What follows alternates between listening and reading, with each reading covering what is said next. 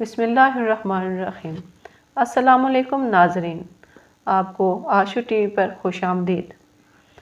کلس عثمان کی نئی قسط کے آغاز میں کائی قبیلہ دکھایا گیا ہے، جہاں عثمان، گندوز اور کوسس خیمے میں موجود ہوتے ہیں۔ کوسس کہتا ہے، بطینیہ میں کافی خون بہہ چکا ہے، میں مکمل طور پر امن چاہتا ہوں۔ اسی دوران بوران خیمے میں آتا ہے، عثمان صاحب کے کان میں بتاتا ہے کہ قاتلان نے منہ کھول دیا ہے، انہیں بھیجنے والا شخص کوسس ہے۔ یہ سن کر عثمان حیران ہو جاتا ہے۔ پھر عثمان کوسس سے کہتے ہیں، چلیں آپ کو اپنا قبیلہ دکھاتے ہیں۔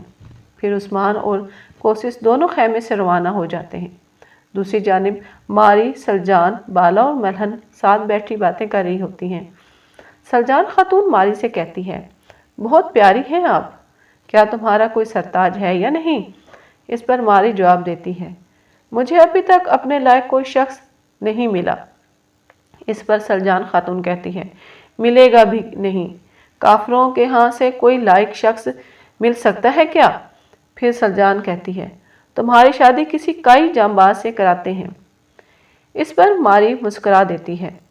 دوسری جانب عثمان کوسس کو لے کر زندان کی طرف جاتے ہیں۔ کوسس قاتلان کو دیکھ کر حیران رہ جاتا ہے۔ عثمان کہتا ہے، سعود کی واپسی پر ہمارے لیے جال بچھایا گیا، کچھ بھاگ گئے، کچھ مر گئے، ہمارے ہاتھ صرف یہی لگا ہے۔ میرے مہمان پادری کو حاصل کرنا چاہتے تھے۔ اس پر کوسس پوچھتا ہے، پادری آپ کے پاس ہے؟ مجھے تو اس بات کا بالکل بھی علم نہیں تھا۔ دوسری طرف پادری خیمے میں اپنا زخم دیکھ رہا ہوتا ہے، جو کہ کافی حد تک خراب ہو چکا ہوتا ہے۔ پادری اور اندریاس سے کہتا ہے، فکر نہ کرو، میں ٹھیک ہوں۔ اس پر اندریاس کہتا ہے، جلد سے جلد زخم کا علاج ضروری ہے۔ دوسری طرف عثمان کوسس سے کہتا ہے، یہ شخص تمہیں بتانا چاہتا ہے کہ یہ حملہ کس کے کہنے پر کیا گیا۔ وہ آدمی کوسس کا نام لیتا ہے۔ یہ سن کر کوسس غصے میں آ جاتا ہے۔ وہ عثمان صاحب سے کہتا ہے، یہ کسی کی چال ہے، اگر یہ میرا آدمی ہوتا تو ابھی تک زندہ نہ ہوتا، یا تو میں اسے مروا دیتا یا پادری میرے پاس ہوتا۔ یہ روگتاس کی کوئی چال ہی ہوگی۔ آپ تو جانتے ہیں کہ وہ مجھ سے کتنی نفرت کرتا ہے۔ اگر یہ حملہ میں نے کروایا ہوتا تو میں اپنی بہن کو لے کر کبھی بھی آپ کے قبیلے میں نہ آتا۔ اس پر عثمان کہتا ہے کہ تم سارے گورنر ایسے ہی ہو، تم پیٹھ پیچھے منصوبے بناتے رہتے ہو اور سامنے آ کر بھینگی بلی بن جاتے ہو۔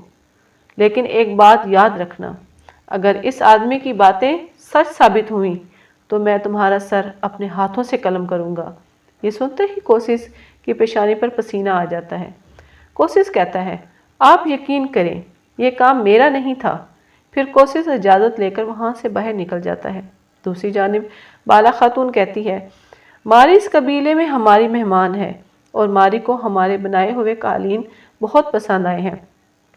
ماری کہتی ہے کہ میں آپ کے قبیلے میں کچھ خرید و فروخت کرنا چاہتی ہوں۔ بالا خاتون کہتی ہے، ہمیں خوشی ہوگی۔ دوسری جانب نستور کوسس کے پاس آتا ہے اور پوچھتا ہے، آپ کی طبیعت ٹھیک نہیں لگ رہی۔ کوسس کہتا ہے، گھوڑے تیار کرو، ہم فوراً قلعے جائیں گے۔ جیسے ہی ماری کی نظر اپنے بھائی پر پڑتی ہے تو وہ سمجھ جاتی ہے کہ ان کے بھائی کچھ پریشان ہیں۔ وہ بالا سے کہتی ہے، ابھی کے لیے ہمیں جانا ہوگا، لیکن آپ کی مہمان نوازی کا بہت شکریہ۔ اس پر بالا کہتی ہے، آپ جب چاہیں ہمارے قبیلے آ سکتی ہیں۔ جیسے ہی ماری اپنے بھائی کوسس کے پاس جاتی ہے اور پوچھتی ہے کہ آپ کی طبیعت ٹھیک نہیں لگ رہی، تو کوسس کہتا ہے کہ فی الحال ہمیں جلدی سے اس قبیلے سے جانا ہوگا۔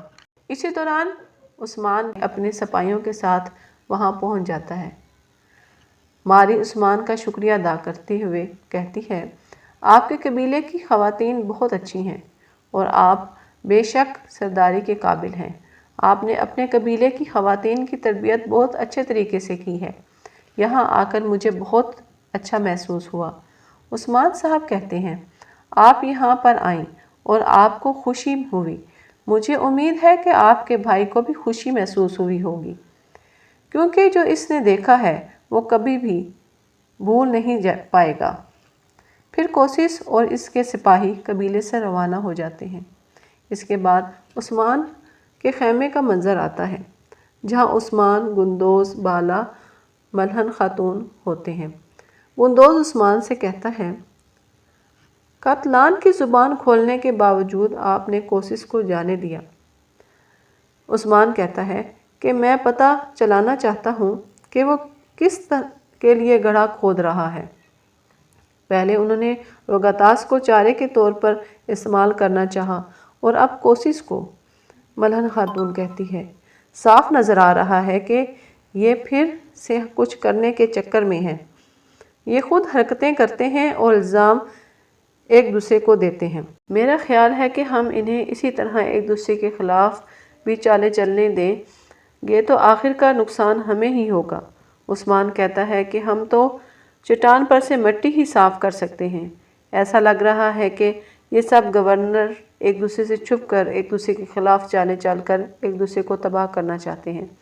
اگر ہم ان کی کمزوری کا فائدہ اٹھائیں تو فتوحات ہماری منتظر ہیں بھائی، جبکہ ہمارے دشمن ایک دوسرے کے خلاف برسر پیکار ہیں۔ ہم ان سب کو تباہ کریں گے۔ ایناگول، ہرمانکیا، بلجنگ اور شاید بورسا بھی ہم فتح کریں گے۔ بالا خاتون کہتی ہے، ہم سب قبیلوں کو اکٹھا کر کے ایک بڑا لشکر تیار کریں گے۔ اگر ہم اتحاد کر لیں تو یہ سب کیوں نہیں ہو سکتا؟ اگر ہمارے آباء و اجداد نے بڑے خواب نہ دیکھے ہوتے تو آج ہم یہاں سرحد پر موجود نہ ہوتے۔ عثمان بالا اور ملہن خاتون سے کہتا ہے کہ آپ دونوں کی باتیں بہت خوب ہیں، لیکن ہم پہلے کوسس پر نظر رکھیں گے۔ پھر گندوز سے مخاطب ہو کر کہتا ہے، ہم کوسس کے ہاں ایک جاسوس بھیجیں گے۔ اتنے میں گوگتو جھیر کوتائی اجازت لے کر اندر داخل ہوتے ہیں۔ جھیر کوتائی پوچھتے ہیں، سردار آپ نے مجھے بلایا؟ اس پر عثمان صاحب جھیر کوتائی کو کہتے ہیں کہ قاتلان کو جانے دو اور سائے کی طرح اس کا پیچھا کرو اور اس کے ایک ایک قدم کی خبر دو۔ پھر عثمان گوگتو سے کہتے ہیں، سپاہیوں سے کہو کہ تلواریں تیار رکھیں۔ اس کے بعد ایناگول قلعے کا منظر آتا ہے، جہاں ترگت زندان میں لیٹا ہوتا ہے۔ باہر سے ایک سپاہی آواز دیتا ہے کہ اٹھو، تو ترگت نہیں اٹھتا۔ دوسرا سپاہی کہتا ہے کہ یہ مر گیا ہے۔ اگر یہ مر گیا تو نکولا ہمیں نہیں چھوڑے گا۔ وہ دروازہ کھول کر اندر جا کر دیکھنے لگتے ہیں تو ترگت اٹھ کر ان دونوں کو مار دیتا ہے اور زندان سے باہر نکلتا ہے۔ دوسری جانب عثمان کے خیمے کا منظر آتا ہے، جہاں ملہن خاتون عثمان سے کہتی ہے کہ ہم دوسرے قبیلے کی خواتین کو بھی ساتھ ملا کر وقت پر قالین تیار کر لیں گے۔ اتنے میں بوران اور کوتان اجازت لے کر اندر آتے ہیں۔ کوتان عثمان کو بتاتا ہے کہ نکولا نے ہمارے قبیلے پر حملہ کیا ہے، سب کو مار دیا، بچوں کو بھی نہیں چھوڑا، سب کو جلا کر راکھ کر دیا اور ترگت کو قید بنا کر ساتھ لے گئے۔ عثمان صاحب کوتان سے کہتے ہیں، اپنے لوگوں کو جا کر بتاؤ، میں خود ترگت کو چھڑا کر لاؤں گا، اس ذلیل کا کلیجہ نوچ ڈالوں گا۔ پھر عثمان بوران سے کہتے ہیں، کچھ سپاہیوں کے ساتھ اس قبیلے جاؤ اور ان کو جس چیز کی ضرورت ہو تو وہ فراہم کرو۔ پھر عثمان گندوز سے کہتے ہیں، آپ نکولا کے پاس جائیں گے اور اس سے کہیں گے کہ ترگت کو چھوڑ دے۔ وہ یا تو ترگت کو ہمارے حوالے کرے گا یا پھر میں پورے ایناگول کو جلا کر راکھ کر دوں گا۔ دوسری طرف ترگت بھاگنے کی کوشش کر رہا ہوتا ہے تو نکولا سپاہیوں کے ساتھ اسے گھیر لیتا ہے، ترگت کو دوبارہ زندان میں بند کر دیتا ہے اور آرگوس سے کہتا ہے کہ اس پر نظر رکھو۔ دوسری طرف خیمے میں عثمان کو دکھایا گیا ہے، جو کہتا ہے کہ اب میں صرف سردار نہیں ہوں، میں نے سلطنت کی بنیاد رکھ دی ہے۔ اب میں چاہتا ہوں کہ ایک قانون ہو جس پر سب لوگ عمل کریں۔ پھر جنگل میں قاتلان کو دکھایا گیا ہے، جو بھاگ رہا ہوتا ہے۔ جھیر کوتائی اور دوسرا سپاہی اس کا پیچھا کر رہے ہوتے ہیں۔ دوسری طرف قلعے کا منظر آتا ہے، جہاں گندوز نکولا کے پاس جاتا ہے اور اسے کہتا ہے کہ ترگت کو چھوڑ دے۔ نکولا پوچھتا ہے کہ اس کے بدلے میں مجھے کیا ملے گا؟ اس پر گندوز کہتا ہے کہ کچھ بھی نہیں۔ اس پر نکولا جواب دیتا ہے کہ میں ترگت کو تمہارے حوالے نہیں کروں گا۔ اس نے ماری کو اغوا کیا تھا، لہٰذا میں اسے کوسس کو بطور تحفہ دوں گا۔